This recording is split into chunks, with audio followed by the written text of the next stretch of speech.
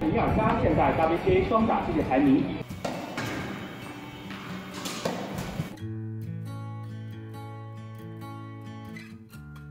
双打世界排名。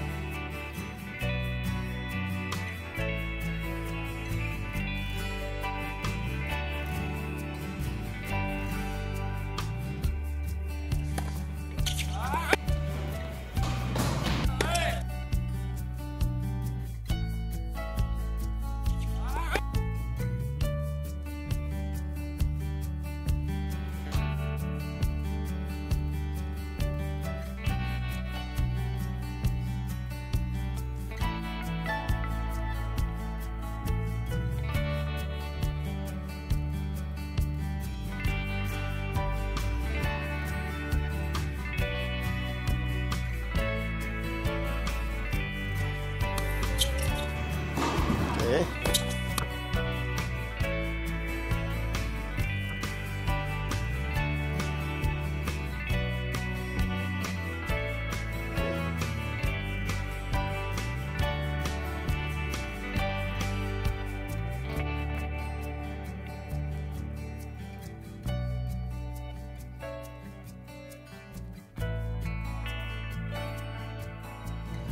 아까는 끝까지 맞춰준다는 느낌이에요. 그렇게 하니까 상대방의 센 볼이 세게 들더라고요. 컴퓨터를 내가 쓰는 게 아니라요. 생각보다 잘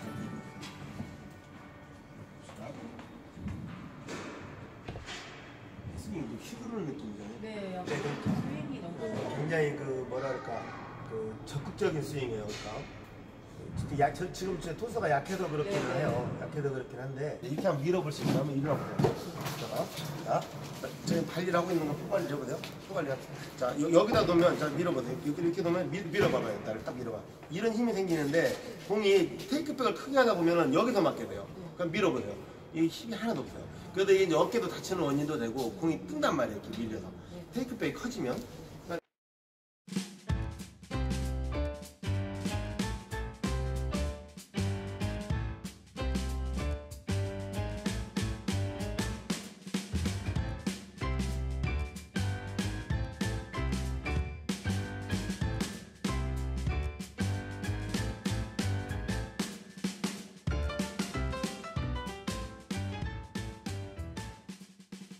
보면은 이 사람들 지금 연습이라도 뭐 그렇게 뭐 간결하지 않지만 그래도 몸이 지금 힘 자체가 앞으로 쏠리는 느낌이 들잖아요. 尼尔加现在 WTA 双打世界排名。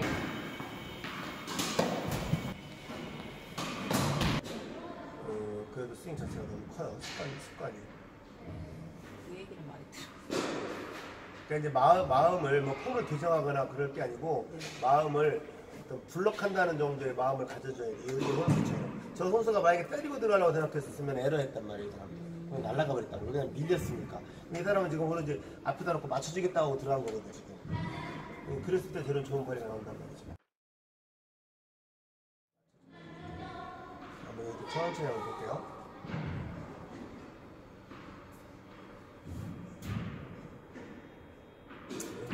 상당히 공격적인 말인데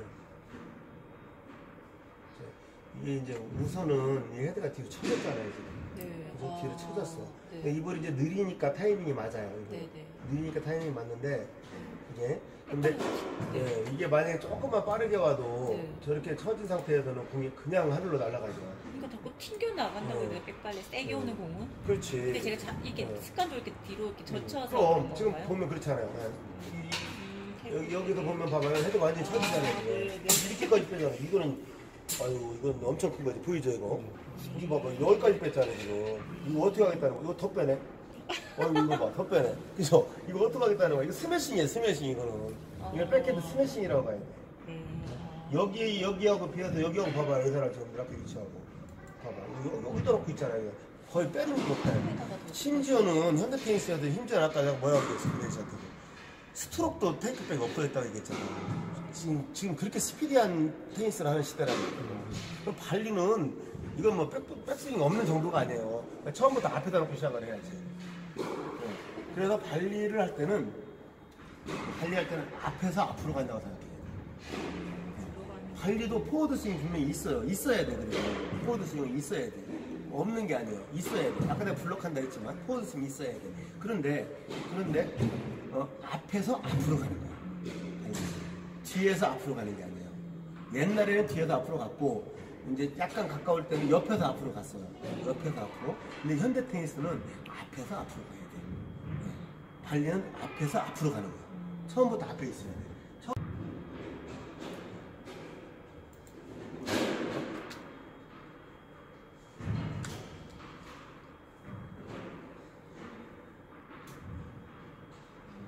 지금도 보면 그죠?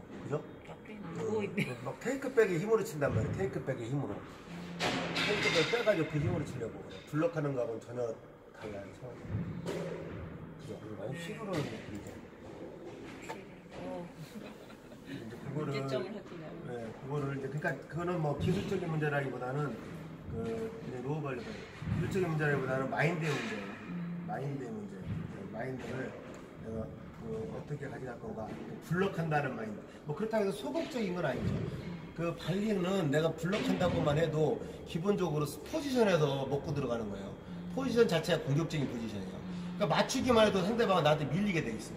그걸 믿어야 돼. 네. 스트로크하고는 달라. 스트로크는 내가 멀리서 힘껏 때려야 주도권을 가질 수가 있지만 발리는 앞에서 내가 맞춰주기만 해도 주도권을 갖고 있어.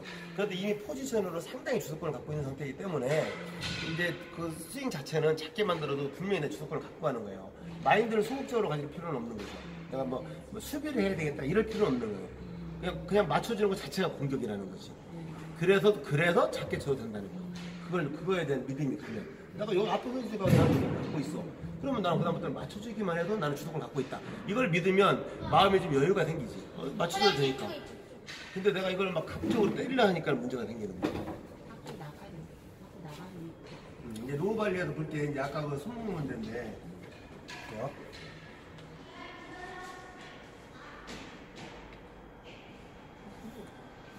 여기서 여기로 보더니 손목을 딱 잡고 들어가는데 이대로 운반하듯이 들어갔어요. 이렇게. 여기서 이제 이 정도는 약간 너무 낮은 볼은 아니라도 이 정도도 괜찮을 수는 있는데 만약에 이제 아까 그 더 낮은 볼 같은 경우를 보면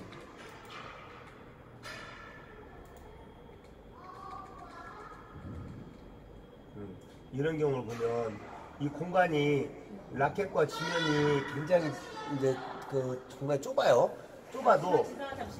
좁아도 여기도 어쨌든 라켓이 공과 공 밑 사이를 뚫고 들어가야 돼.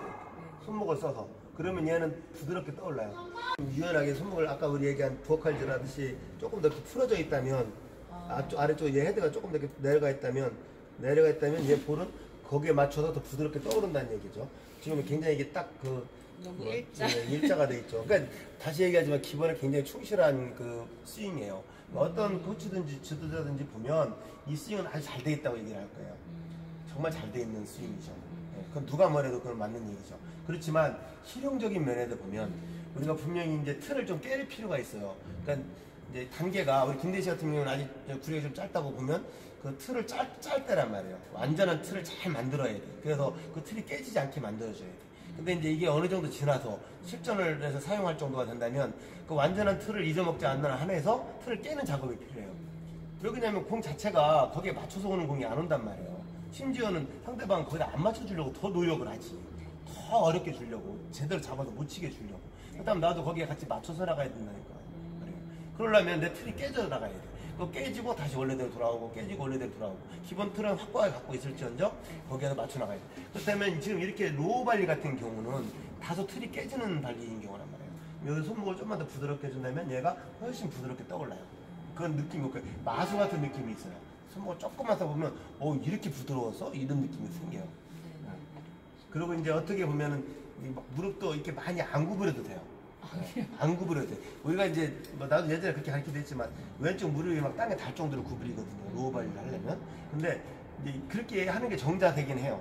그런데 그걸 좀 더 실용적으로 하려면 손목을 좀만 풀어주면 얘를 조금 덜 구부려도 굉장히 쉽게 떠올라요. 우리 샤라포바 연습할 때도 제가 가서 그 현장에서 많이 봤는데 그럴 때도 보면 그 친구도 그 사람도 굉장히 손목 부드럽겠어요. 툭툭 쳐. 근데 거기 마술처럼 떠올라요. 아무래도.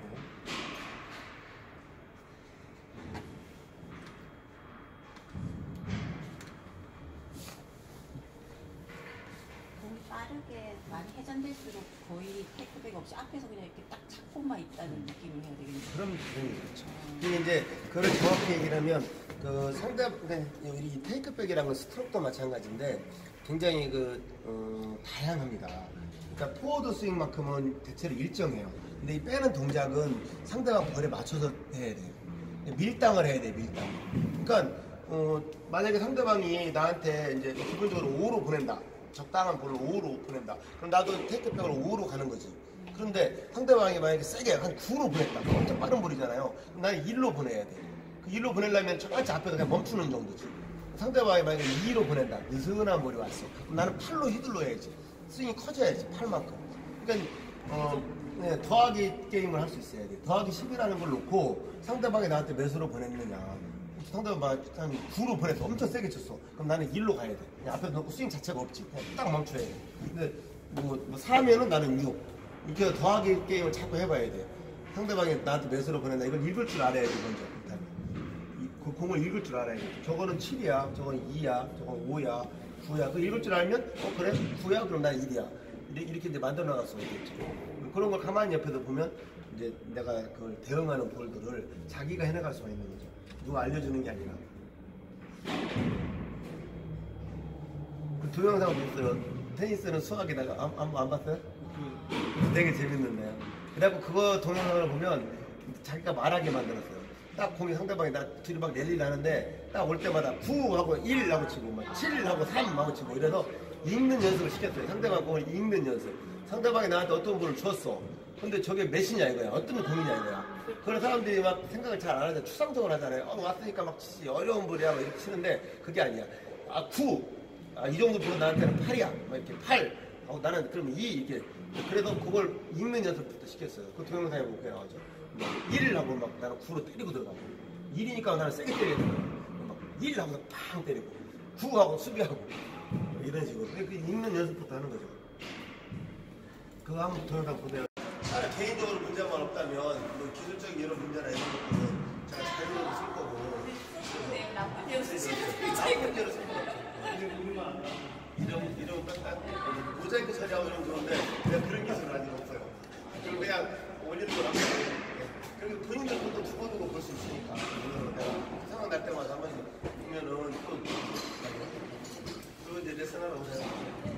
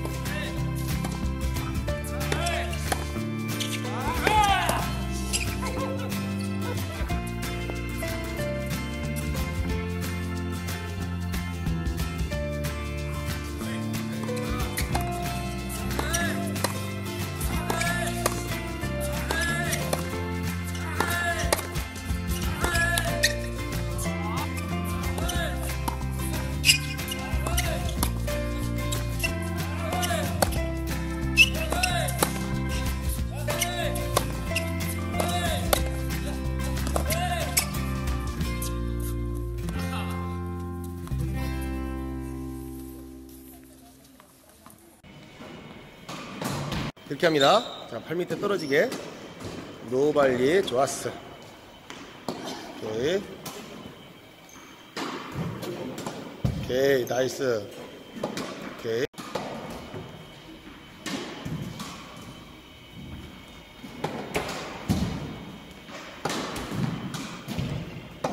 거의 땅에 바운드 될 정도로. 그렇지, 그렇지. 잘했어. 그렇게. 좋았어.